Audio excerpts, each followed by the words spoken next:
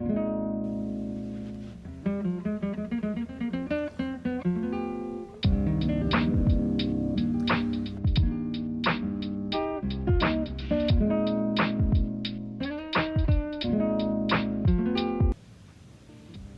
guys. Okay, so I'm sitting in my bedroom right now.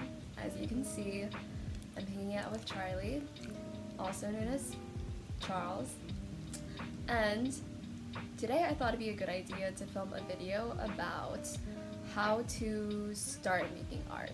So I'm a graphic designer by trade and I'm always posting my work online. I think one of the number one questions people ask me is how they can start making more art too. I understand why this is the number one question. I think making art is really hard.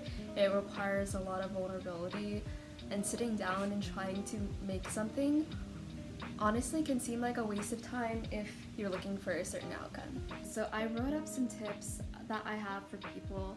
Number one is to forgive yourself. And I think this is the biggest thing when you're making art. Making art is not just about drawing or painting or photographing like people think.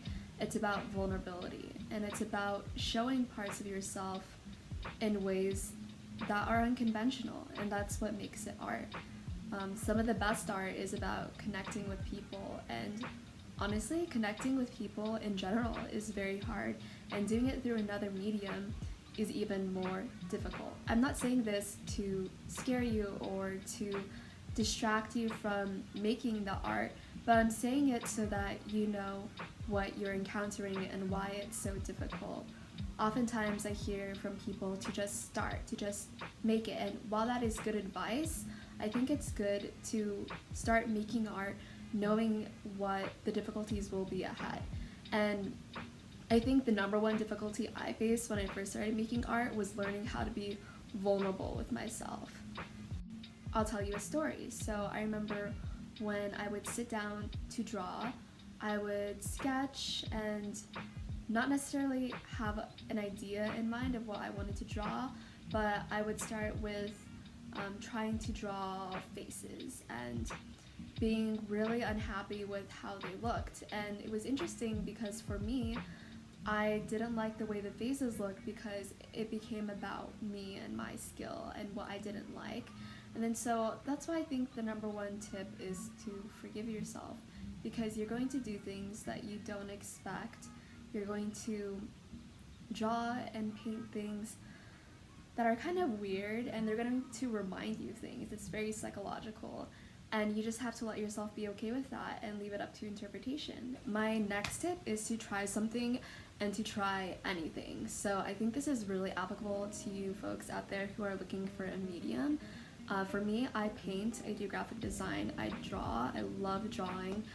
And I remember when I was first trying to figure out my art practice, I took a lot of photos. And I still love photography, I do it often, but these days I'm a little bit more relaxed with myself. It's definitely like photography is my hobby, which is kind of funny because I think some people consider art generally to be a hobby. But now that my graphic design and my drawing and illustration basically is my career and gives me money, photography is kind of the art skill that I use to like chill out and relax a little bit. So for those of you guys who are still exploring what kind of mediums you want to work with, try anything that seems interesting and fun, and observe yourself. If you're working with sculptures and clay, figure out how that makes you feel. If you like touching it, if you like touching the clay, if you like the setup time involved, and yeah, switch between different mediums and just let yourself have fun. You know, art is like not worth making if it's not fun. So give yourself a break, just try a bunch of different things and observe what you like and what you don't like. And in the process, you'll find that you're also hanging out with yourself and learning more about what you care about. Number three is give yourself time. And I think this is really important once you find what medium you like. It's so easy to put a lot of pressure on your work and ask for it to do everything for you, to provide you with comfort, to help you relax, to pay your bills, and do all those things just when you're starting, so give yourself time. We rush so many things in life, and I wonder how much we're missing out on when we are so focused on the end result that we don't even give ourselves time to improve or really get deep into the lesson of what we're doing. For me, I've been drawn, I'd say professionally for 2 years now, and I think sometimes when I give that number to people, it freaks them out because the reality is I've always drawn. I've always been a painter. I've always drawn recreationally and for fun, but I didn't really start taking my work seriously until about 2 years ago. I've been working on art ever since I can remember, and so during all that time I've made observations about my work.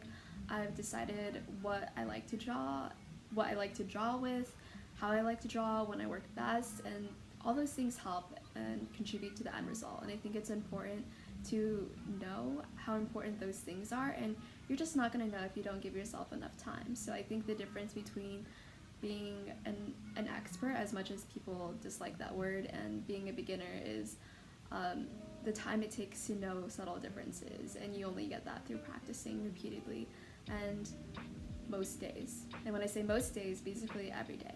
And breaks are important too, don't get me wrong, but I think that if you really want to see how far your skills can go, it's really important to practice every day.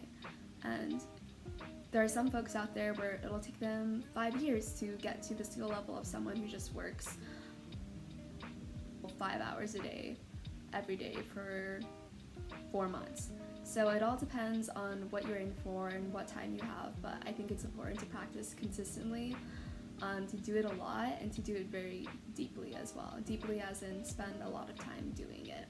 And then 4 is learn from your mistakes. I know I've kind of talked about learning from your mistakes a lot already, but I think this kind of goes back to the point of being okay with imperfection and accepting your mistakes.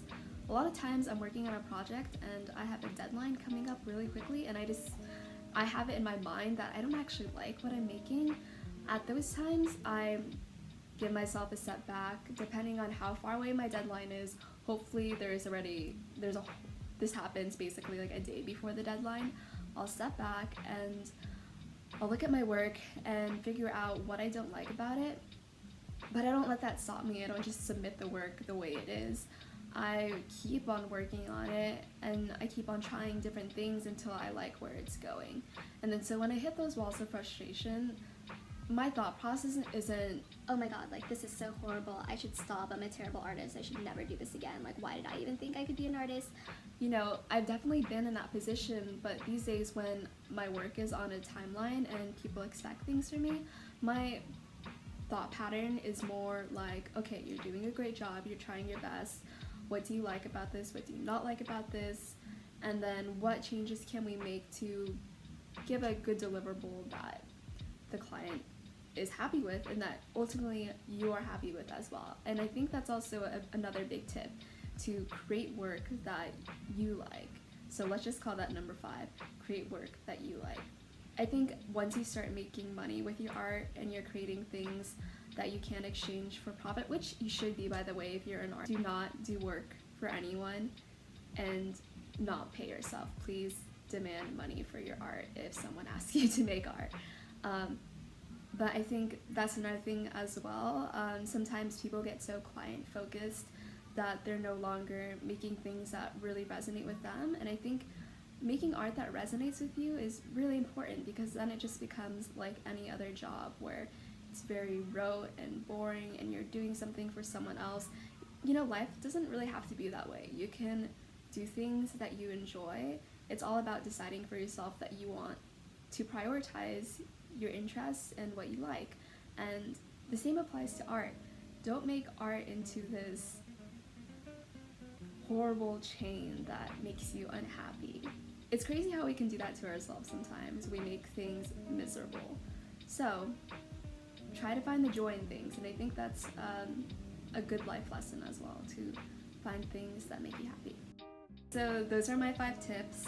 Thank you so much for watching, and let me know if you're interested in more videos like this. I'm still trying to figure out what I want to present on this platform. So for me, YouTube is an interesting art form, and so is video and editing. So I'm basically making these videos to learn how to use editing software, to learn how to speak on camera, and to share the things I've learned and hopefully connect with you guys who are watching this. So let me know what you'd like to see, and thanks for watching.